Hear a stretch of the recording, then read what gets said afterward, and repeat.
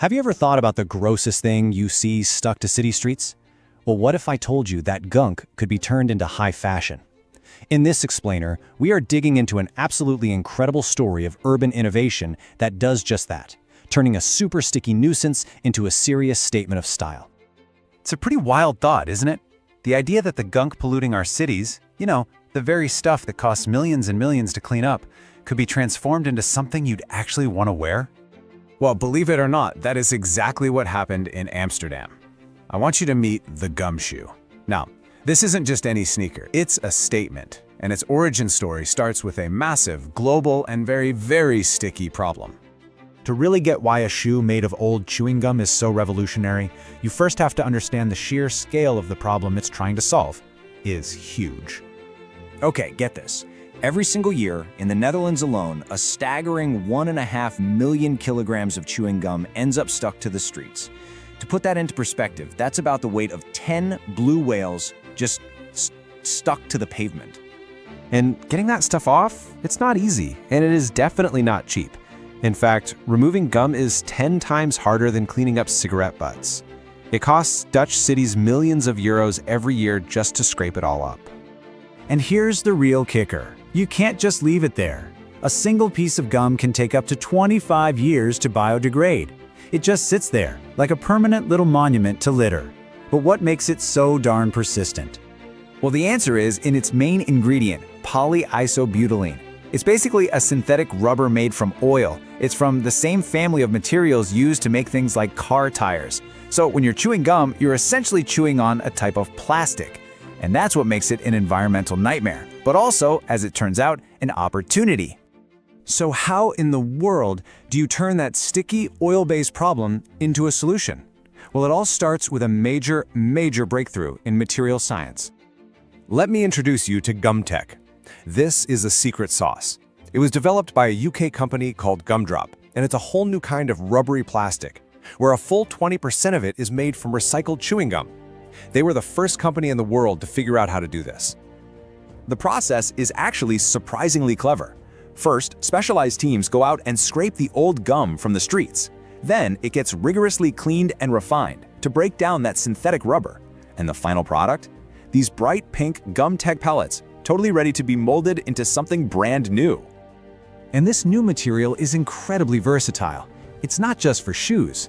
Gumtech can be used for everything from boots to phone cases, and I love this, in a perfect example of a circular economy, it's even used to make the very collection bins that gather more old gum. How smart is that? Now, having a brilliant new material is one thing, but bringing it to the streets of a major city? That takes serious collaboration, and this is where Amsterdam's approach just really shines. The project's success really came down to a perfect partnership, like a dream team. You had the city's marketing arm, Amsterdam, handling all the public awareness. You had the tech wizards at Gumdrop providing the raw material and the logistics. And, crucially, you had a local fashion brand, Explicit Wear, to bring the style and know-how to turn it all into a product people would actually want. And wow, what a product they made. The sole is 20% recycled gum, and in a genius move, it's molded with a map of Amsterdam, a constant reminder of where that material came from. They even smell faintly of bubblegum. At around 200 euros, these weren't just shoes. They were a piece of wearable art with a really powerful message. So this brings us to the financial model, which, is just as innovative as the technology itself. It is a masterclass in turning a liability into a real asset. This right here is the financial genius of the whole thing. On one hand, the city saves millions on cleanup costs, but on the other hand, the project generates millions by selling a premium fashion item. It creates this self-sustaining loop where the product actually pays for the solution. It's brilliant. Now, you might be thinking, great, I'll just start saving up my chewed gum and get a discount on some new shoes. It's a common thought. But the reality of how they collect it is actually much smarter. So no, the raw material for the shoes actually comes from those heavy-duty industrial scraping operations. The public-facing part of the campaign, with those bright pink bins, is about something way bigger, changing people's behavior. The ultimate goal isn't just to recycle old gum, but to stop people from littering it in the first place. And did it work? Oh, absolutely. In the areas where they installed these special gumdrop bins, gum litter was reduced by a whopping 46% in just the first 12 weeks. The shoe wasn't just a product, it was an incredibly effective piece of public service advertising. So, the gumshoe project proves that a really sticky problem can become a pretty stylish solution. But what does this mean for the bigger picture of how we handle waste in our cities? This quote from a city official really just sums it all up perfectly. The project worked because it didn't just lecture people, it invited them to be part of an exciting solution. It turned a negative habit into a positive, global conversation. And honestly, this is the ultimate takeaway. Waste isn't waste until you waste it. By completely reframing the problem, the city of Amsterdam and its partners proved that even the most disgusting urban litter is really just a resource in the wrong place.